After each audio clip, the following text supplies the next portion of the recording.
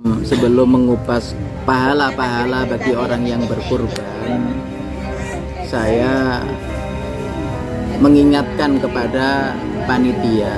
Rasul menjanjikan pahala yang besar.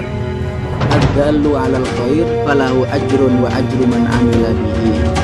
Orang yang menunjukkan kebaikan, dia akan mendapatkan pahala dan pahala yang melakukan kebaikan tersebut. Itu untuk panitia, sehingga panitia ojo sampai ono perasaan sedikit pun panitia itu mencari keuntungan duniawi. Pertemuan ini bisa bermanfaat. Ini ada Gurah Mata, namanya Gurah Mata Kak. Bayu Bajra.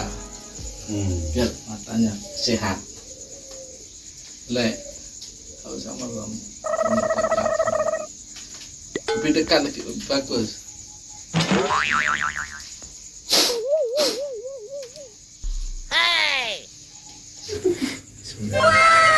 Mari mampir.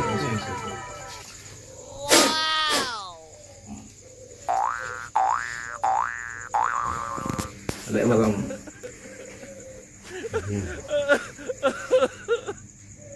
Bisa dirasakan hasilnya.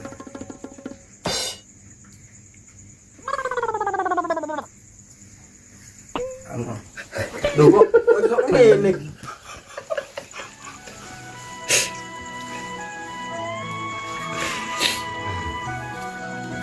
Ya, bagi manfaat pertemuan ini.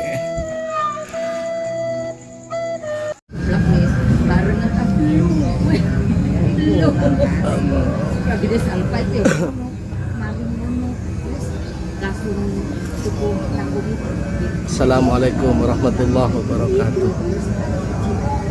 Ini ngaji di pinggir kali,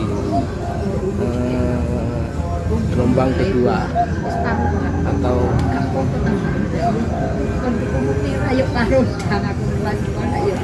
prosesi atau pertemuan yang kedua yang beberapa bulan yang lalu sudah kita laksanakan, yang membahas masalah uang masjid. Nah, saat ini karena musim korban, Idul Adha, yang biasanya yang selalu dibahas, selalu dipertanyakan tentang daging hewan kurban,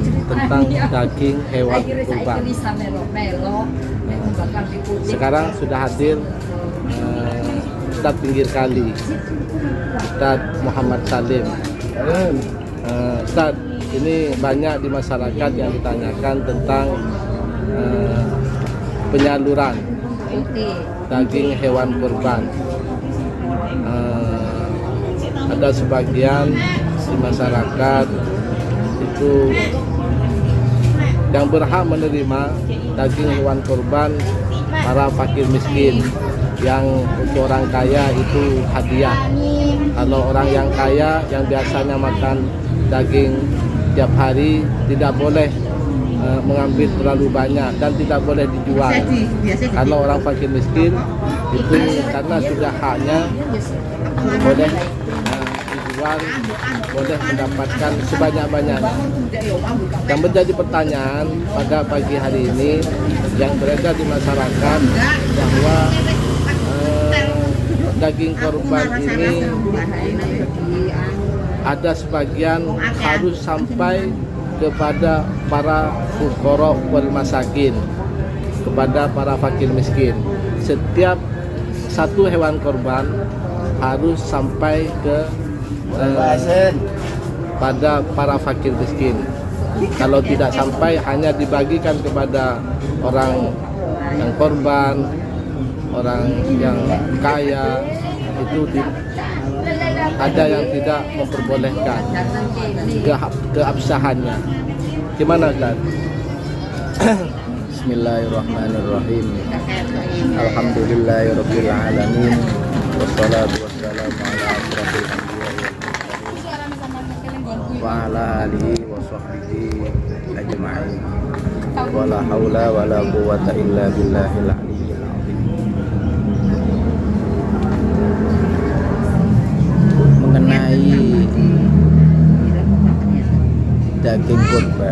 siapa yang berhak mendapatkan bagian dari daging kurban. Daging kurban perlu diketahui, kurban beda dengan zakat. Jadi kurban beda dengan zakat, sehingga ada klasifikasi pembedaan antara kurban dan zakat. Kalau zakat inti diadakannya dalam syariat ada zakat itu tujuannya saddul ju', untuk menutupi kelaparan,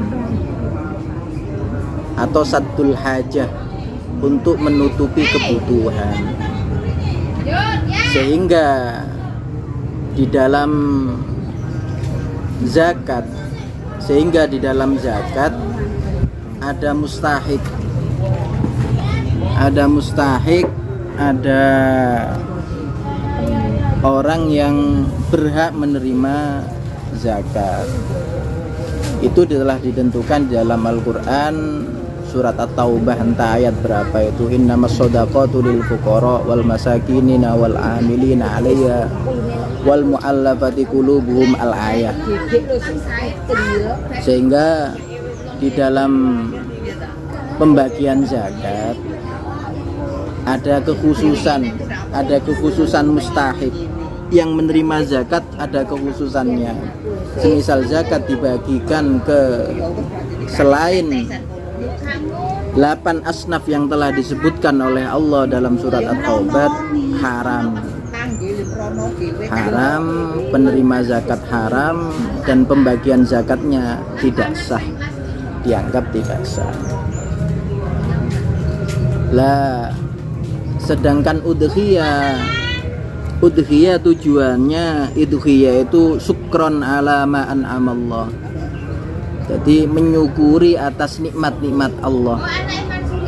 Sehingga karena basic dasar dari pemberian zakat dan pemberian udhiyah itu berbeda. Kalau udhiyah untuk menyukuri nikmat-nikmat Allah, sehingga udhiyah itu agak longgar, agak luas. Jadi diberikan ke siapa saja boleh, asalkan bukan udhiyah nadar.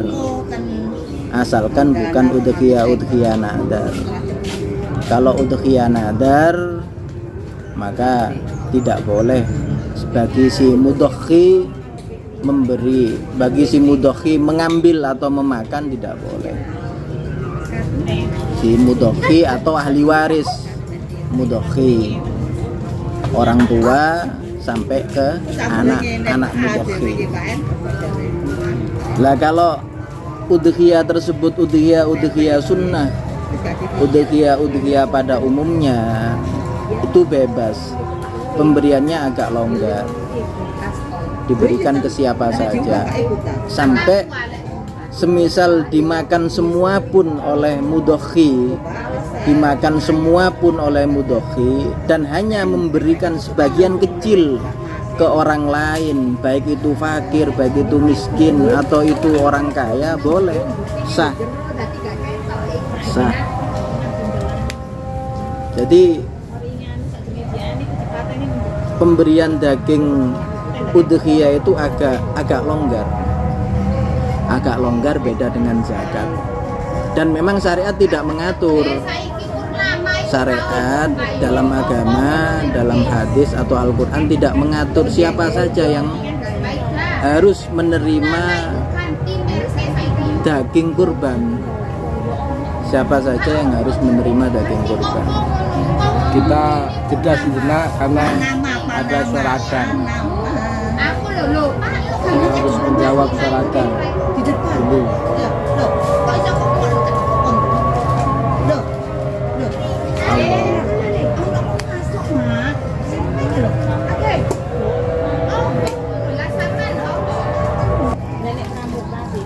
Mari kita lanjutkan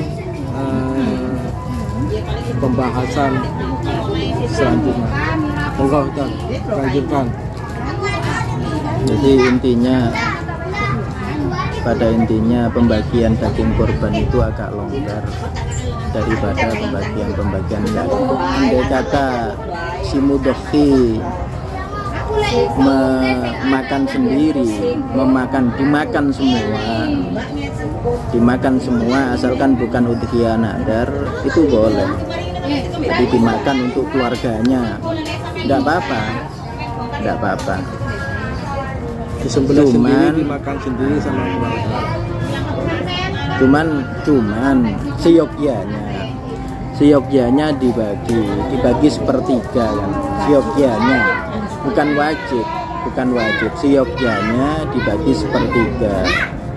Artinya sepertiga itu sepertiga untuk diambil sendiri bagi mudhohi, sepertiga untuk fakir miskin, dan sepertiga untuk orang-orang kaya, untuk hadiah istilahnya. Itu seyogyanya. Tidak ada ketentuan-ketentuan yang mewajibkan atau tidak sampai menganggap udhiyah tersebut tidak sah. Ketika udhiyah tersebut tidak dibagi menjadi sepertiga bagian. Jadi semisal dimakan sendiri semua, hanya sebagian kecil saja diberikan ke orang lain, nggak apa-apa, sah. Tetap sah udhiyahnya. Cuman nanti ada pembedaan di dalam ketika daging korban tersebut diberikan kepada orang miskin, maka kepemilikan orang miskin atas daging korban tersebut dinamakan tamlik kepemilikan, sehingga bebas orang miskin tadi bebas menjual, menggadaikan, memberikan, meskipun tidak dimakan boleh oleh orang fakir miskin, entah dijual lagi tidak apa-apa. Beda ketika daging udhiyah tersebut diberikan ke orang kaya. Ketika diberikan orang kaya, maka status kepemilikan orang kaya atas daging kurban itu dinamakan hadiah. Berarti kalau sudah hadiah, itu orang kaya tidak boleh menjual, tidak boleh menggadaikan, tidak boleh memberikan ke orang lain, kecuali dia harus memakan. Jadi hanya memakannya dan memasaknya yang boleh. Jadi memakan dan memasak daging kurban tersebut. Ketika daging kurban tersebut berstatus sebagai hadiah untuk orang kaya.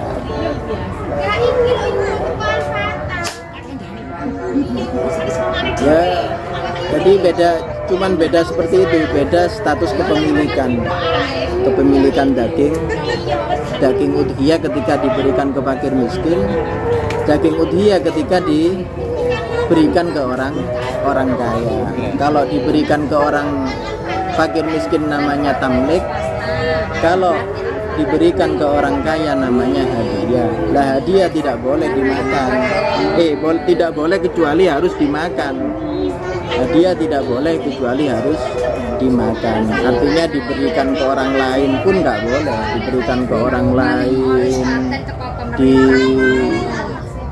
dijual, apalagi sampai menjual lagi daging hadiah, daging kurban tersebut nggak boleh. Haram artinya orang kaya menjual. Bagi orang kaya menjual daging udhiyah haram.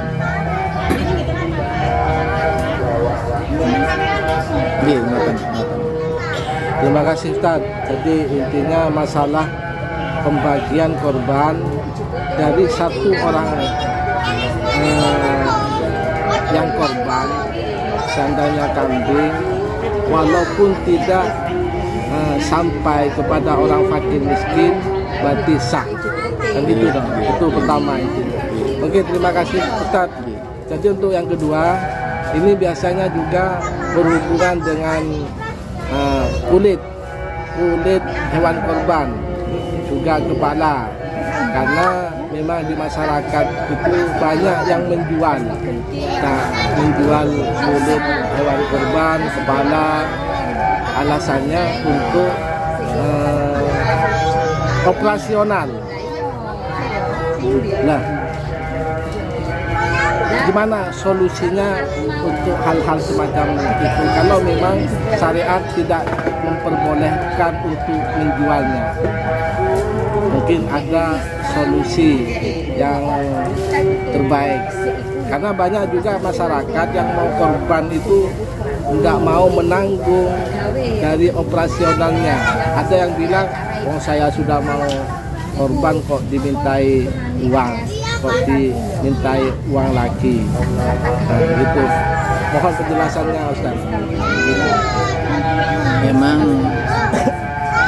Memang panitia kurban itu dilema. Jadi buah si malakama. Di sisi lain panitia itu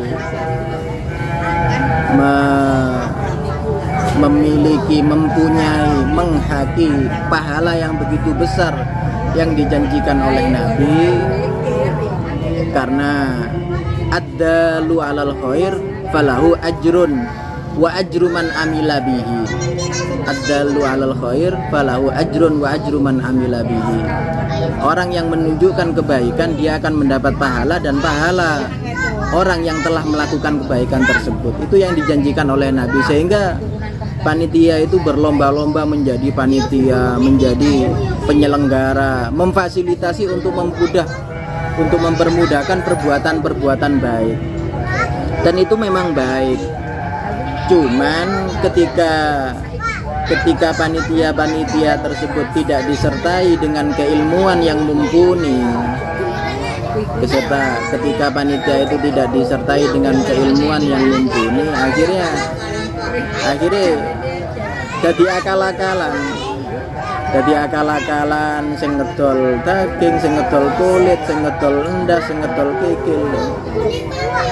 Nah, seperti itu hal yang dilema, memang menjadi si malakama, menjadi hal-hal yang salah kaprah. Panitia udhiyah itu memang tidak ada. Mulai dulunya panitia udhiyah itu tidak ada. Yang ada itu panitia zakat yang disebutkan oleh Allah wal amilina 'alaiha. Memang disebut pelaku zakat, pengatur zakat, mulai yang menakar, yang mensensus, yang menakar, yang mendata fakir miskin, itu amil. Memang sudah disebut di dalam Al-Quran. Sedangkan panitia udhiyah nggak ada. Zaman dulu ketika orang itu ingin berkorban, mereka memanggil tukang jagal, memanggil tukang sembelih hewan. Didatangkan ke rumah, kemudian disembelih dan dibagi oleh mudokhi, oleh orang yang berkorban, dibagi ke dengan ongkos sendiri, zajar istilah tukang jagalnya tadi diberi ongkos tukang jagal, terus kresek beli sendiri, aqua beli sendiri, dan semua serba difasilitasi oleh mudokhi, orang yang berkorban. Lah sekarang karena beda zaman, beda keadaan, akhirnya hal-hal tersebut itu dikoordinir oleh yang namanya panitia kurban, yang notabene panitia kurban memang tidak ada zaman dulu, sehingga timbullah permasalahan baru karena ketidaktahuan para panitia kurban. Akhirnya yaitu termasuk masalah menjual kulit, menjual kikil, menjual kepala, dan menjual sebagainya. Nah, itu yang timbul permasalahan baru untuk menutupi biaya, alasan mereka untuk menutupi biaya operasional kurban. Lu sapa sing ngongkon dadi awakmu panitia iku sapa? Gak ono sing ngongkon.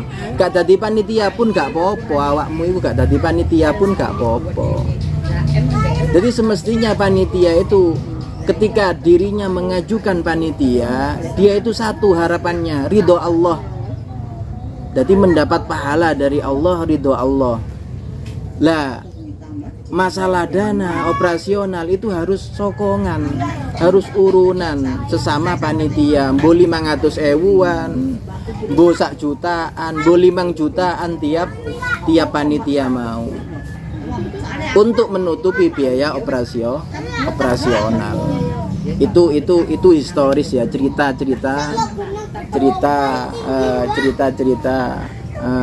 tentang udhiyah. Terus solusinya ya apa? Solusinya ketika sudah terjadi halal tersebut, sudah lumrah, sudah menjadi adat istiadat kebiasaan orang sini, sehingga ada 3 solusi. Jadi yang pertama panitia tanpa meminta kepada si mudokhi, orang yang berkorban, dan kulitnya harus dibagikan, harus disuwek-suwek, dicincang, didum rata, didum roto, wis tanpa dijual. Jadi tanpa memungut kurban, tanpa memungut biaya dari mudokhi, dan kulitnya dicincang, dibagikan rata ke penerima mudokhi, penerima kurban. Terus biaya operasionalnya dari mana? Panitia urunan, bo 5 jutaan edang, pokok panitia. Lo kenapa pokok ngono? Lo iya wong panitia. Karena dia sudah menyiapkan dirinya untuk meraih pahala. Falahu ajrun wa ajru man amila biha. Jadi dia harus siap seperti itu. Dia rela harus seperti itu. Ya kudu korban. Namanya panitia korban. Nah, harus berkorban, menyerahkan. Wis ojo mikiri badi, ojo mikiri untung. Kesel iku mesti. Memang itu sudah konsekuensi ibadah, karena dia menyiapkan dirinya untuk berkorban di sisi Allah untuk memfasilitasi perbuatan baik. Dan perbuatan baik itu baik, mendapat pahala, menjadi kepanjang tanganan Allah di bumi. Itu yang pertama. Jadi yang pertama, panitia urunan tanpa memungut uang dari mudokhi untuk biaya operasional, dan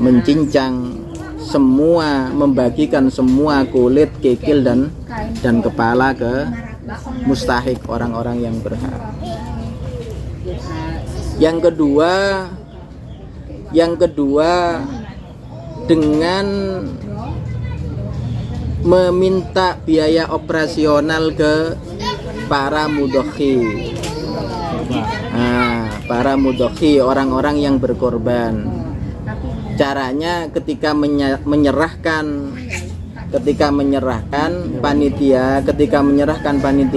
menyerahkan hewan korban, panitia harus memberitahu kepada mudokhi, Bu, kalau sapi itu sampeyan dikenakan biaya operasional 300 sampai 350 kalau sapi. Kalau kambing 100 sampai 150. Jadi cara mengambil untuk memenuhi biaya operasional, panitia dengan meminta para mudokhi, orang-orang yang berkorban, dan membagikan semua kulit tanpa ada yang dijual. Jadi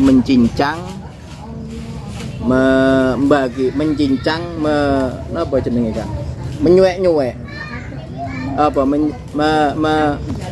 intinya membagikan semua kulit tanpa harus ada yang dijual. Itu solusi yang kedua. Solusi yang ketiga, dan ini yang baik ya. Ini yang terbaik mungkin bagi panitia yang terbaik. Karena apa? Karena panitia tidak dirugikan, malah diuntungkan. Ini yang baik. Jadi yang ketiga ini dengan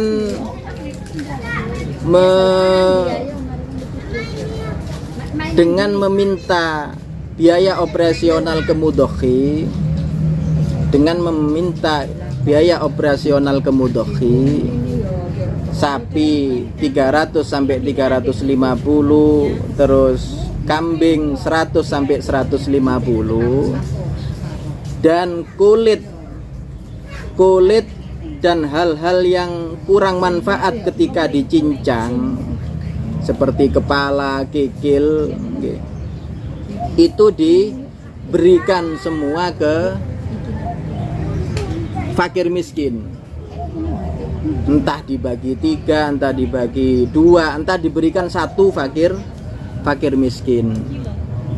Jadi kulit diberikan ke fakir miskin.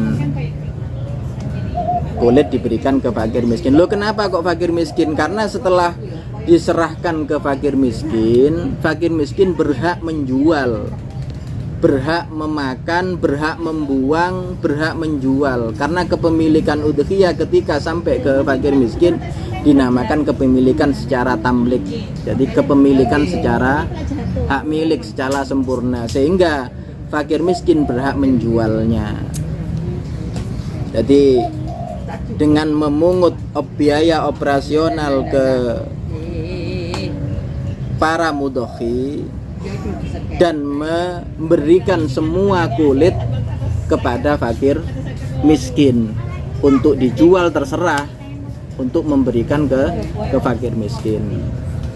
Itu cara yang ketiga, dan banyak yang menggunakan cara ketiga, karena kepemilikan fakir miskin itu kepemilikan secara tam, kepemilikan secara sempurna, sehingga boleh dibuang, boleh dijual, boleh digadaikan, terserah, boleh dijadikan sepatu, terserah. Karena sudah dikasihkan. Karena sudah diberikan. Karena diberikan ke fakir miskin. Itu cara yang ketiga. Jadi biaya operasionalnya meminta kepada para mudhohi, dan kulit dan kepala, kikil, kokot semua diberikan ke fakir miskin. Entah dibagi 3, dibagi 2, entah dibagikan 1 orang fakir miskin, boleh, terserah. Nah, setelah itu terserah fakir miskin, entah dijual, entah diapakan, secara fakir miskin tersebut yang menerima kulit tadi, terserah. Entah nanti dijual, kemudian setelah dapat uang, setelah mendapat uang semisal 20 juta dari penjualan kulit, kemudian uangnya diberikan lagi ke anak yatim, diberikan ke panitia lagi, dikembalikan ke panitia lagi, atau diberikan, disodakohkan lagi berupa uang, nggak apa-apa, terserah fakir miskin. Mungkin. Terima kasih Ustaz. Ini ada satu lagi untuk memberi semangat kepada orang yang berkorban untuk mudhohi. Artinya pemahaman yang baik kepada si yang berkorban atau si mudhohi, biar bahwa dengan korban yang dikasihkan itu gimana ya? Karena selama ini seakan-akan kan keberatan kalau dimintai uang untuk operasional. Bagaimana ngasih motivasi dan pemahaman untuk orang-orang yang berkorban, supaya dia mempunyai pemikiran bahwa ini korban saya, dan ini untuk operasionalnya tanpa diminta oleh panitia. Mungkin pahala-pahala yang didapat oleh yang berkorban. Kan saya khawatir dari orang yang korban ini menyampaikan, ini korban saya, nanti kepalanya sampean ambil, buat ongkos kulitnya sampean ambil saja buat ongkos. Saya khawatirkan itu mempunyai pemahaman-pemahaman yang seperti itu, sehingga nanti akan merusak dari korban hewan yang dikorbankan, karena seakan-akan kalau seperti itu berkorban tanpa kepala dan berkorban tanpa kulit. Mohon penjelasannya dan pemahaman sebelum kepada orang yang sebelum mengupas pahala-pahala bagi orang yang berkurban, saya mengingatkan kepada para panitia, pahala Anda sangat besar karena Anda menjadi kelangsungan, menjadi kepanjang tanganan Allah di dunia ini untuk melangsungkan kebaikan-kebaikan di dunia ini, sehingga Rasul menjanjikan pahala yang besar. Adzallu 'alal khair falahu ajrun wa ajru man amila bihi. Orang yang menunjukkan kebaikan, dia akan mendapatkan pahala dan pahala yang melakukan kebaikan tersebut. Itu untuk panitia, sehingga panitia ojo sampai ono perasaan sedikit pun panitia itu mencari keuntungan duniawi. Piroo duit 100.000 50.000 piroo, duit 50.000 100.000 300.000 piroo. Nggih, kalau dibandingkan dengan pahala yang dijanjikan oleh Rasul, yang dijanjikan oleh Allah dan para rasulnya. Jadi jangan ingin menjadi panitia karena ada keuntungan di dalamnya, karena ada keuntungan sehingga dia berebut untuk menjadi panitia. Jangan, karena dengan itu Anda akan mendapatkan lelah, Anda akan mendapatkan payah, Anda akan mendapatkan neraka. Dengan itu Anda akan mendapatkan lelah, akan mendapatkan payah, dan Anda akan mendapatkan neraka. Jangan sekali-kali. Cukuplah janji Rasul itu sebagai penyemangatmu. Cukuplah Rasul itu sebagai penyemangatmu. Rasul itu sebagai motivasimu. Hadis tersebut menjadi motivasimu para panitia untuk berkorban segalanya, berkorban waktu, harta, tenaga, berkorban segalanya di hari Idul Adha. Jadi untuk panitia jangan sampai berpikir sedikit pun tentang keuntungan. Jadi panitia jangan sampai apalah keuntungan di dunia kalau Anda akan mendapatkan kebuntungan di akhirat. Apalah keuntungan di dunia kalau Anda mendapatkan kebuntungan di akhirat. Ini untuk panitia, untuk penyangat panitia. Sedangkan untuk orang yang berkorban, sangat banyak hadis-hadis yang menerangkan tentang pahala-pahala, fadilah-fadilah korban. Ada hadis yang menyebutkan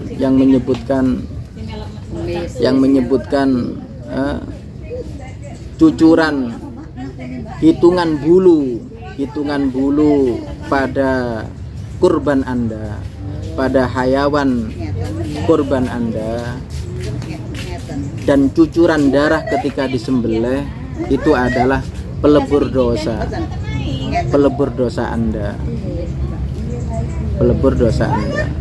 Ada yang barang siapa yang berudhiyah dan ibtighoan liwajillah, ridho karena Allah, tidak mengharapkan apa-apa, maka dia akan mendapatkan surga.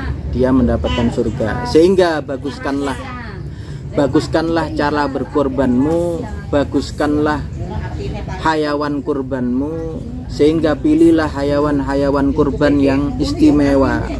Gak apa-apa milih wedhus yang 5 jutaan, gak apa-apa. Milih wedhus yang regani 5 juta, meskipun iku seharga sapi nggih, wis gak usah, gak apa-apa. Isoke sampean tuku 5 juta, tuku wedhus yang 5 juta. Jangan sampai ada keinginan, jangan sampai ada wah lah enak tuku sapi timbang.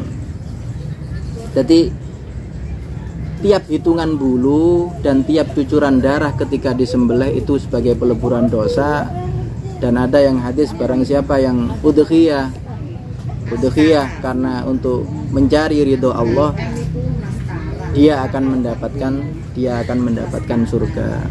Sehingga untuk diterimanya, untuk mendapatkan surga, untuk menjadi kurban Anda sebagai pelebur dosa, tiap bulu untuk menjadi pelebur dosa, tiap cucuran darah itu menjadi pelebur dosa,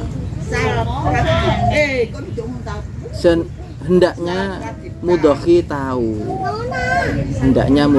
para mudhoki tahu, para orang yang berkorban tahu gimana cara dia berkorban dengan cara yang bagus. Termasuk cara yang bagus, dia menyerahkan hayawan kurban kepada panitia, mewakilkan dengan baik, ini saya wakilkan untuk panitia, ini saya serahkan kepada panitia untuk menyembelih dan membagikannya, dan ini uang biaya operasional penyembelihan dan operasional untuk memberi kresek atau untuk memberi dan lain-lain, intinya untuk biaya operasional. Sehingganya itu cara yang baik. Jadi ojo sampai awak dhewe pasrah nang panitia, pasrah wis nyorono panitia tanpa meninggali uang operasional, tanpa menyerahkan biaya operasional. Saiki sampean pikir, coro sampean bele dhewe, paling enggak sampean niku bayari jagal, nggih, bayari jagal. Siji bayari jagal. Terus bagi ini mosok sampean bagi ngoten.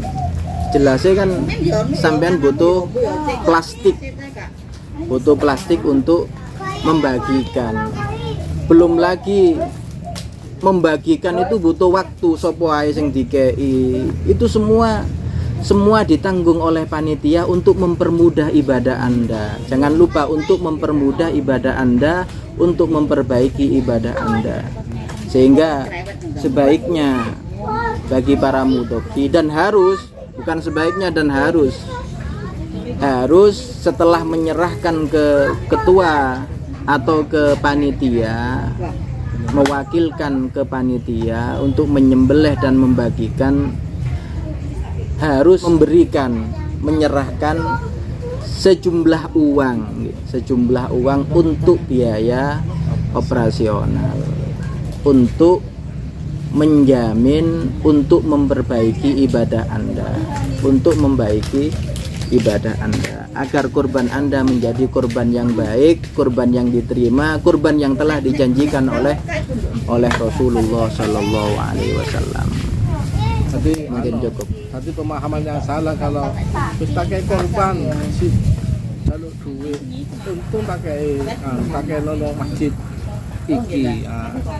Nah, kadang-kadang itu memang ya itu sudah salah kaprah itu. Jadi merasa kita itu yang menguntungkan panitia.